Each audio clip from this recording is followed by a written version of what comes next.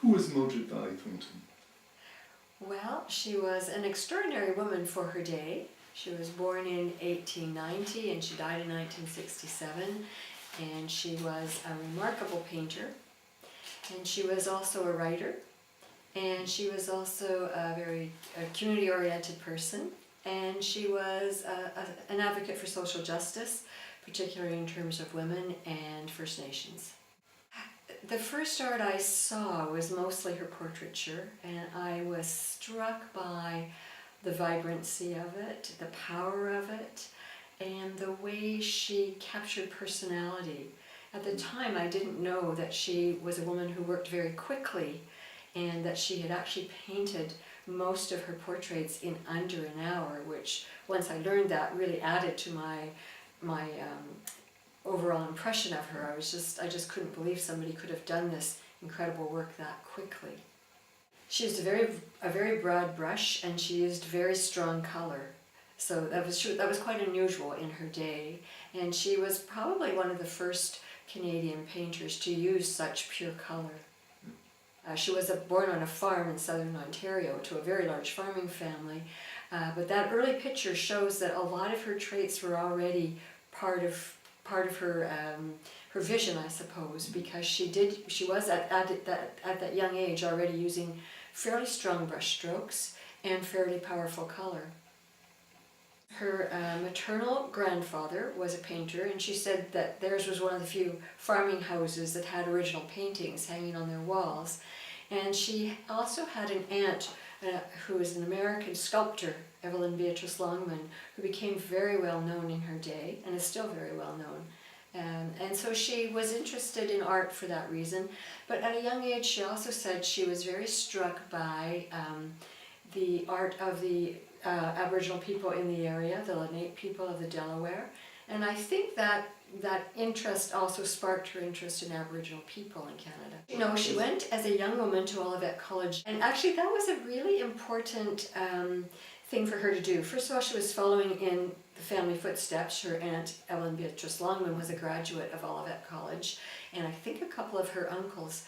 But as well, it seems that that college was a little bit advanced. It was open to people of all races, creeds, and genders. It was against slavery. And it was very, to this day, is very concerned with community involvement. And I think all of that together really helped shape Mildred's vision of what she wanted to do and her commitments to her community and to Aboriginal people. For her, painting landscapes was a way to record the Canadian landscape. And then painting portraits, she saw that, the Aboriginal portraits, she saw that as being very important because she saw those people as being culture keepers. So initially, her idea was to paint chiefs because she thought they were the most important of the hierarchy.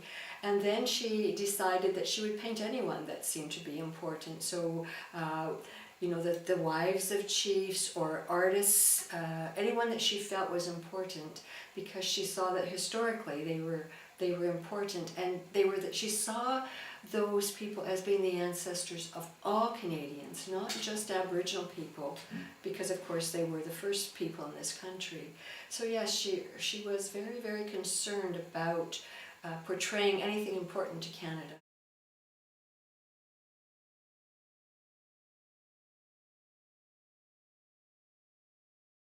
I think she was a mix of, you know, she was a woman of her day in some respects, but I think she was fairly, I don't know if rebellious is quite the word.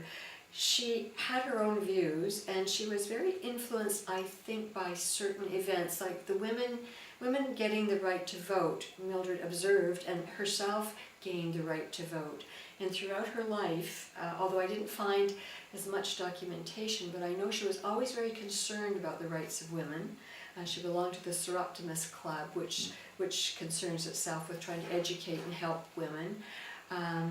And she once wrote that she thought Aboriginal women were very lucky because they didn't have to concern themselves with the fashions of the day. They could just simply put on their regalia when they needed a particular outfit, and she was very impressed by that.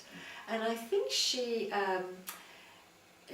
was just in many ways ahead of her time, but went about it more quietly, but also rather eccentrically, because she did things that were unusual for the day.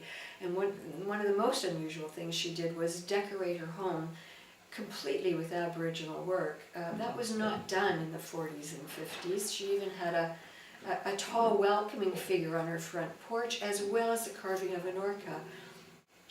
I think she just did what she wanted and didn't care what anybody else thought, even her family.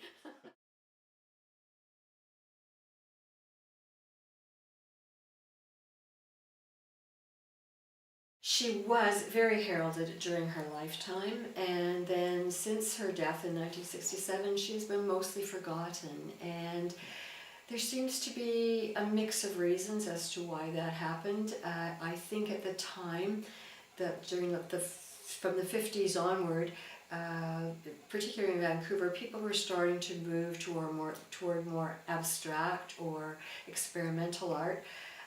She was also a portrait artist, which has never garnered a lot of attention in Canada.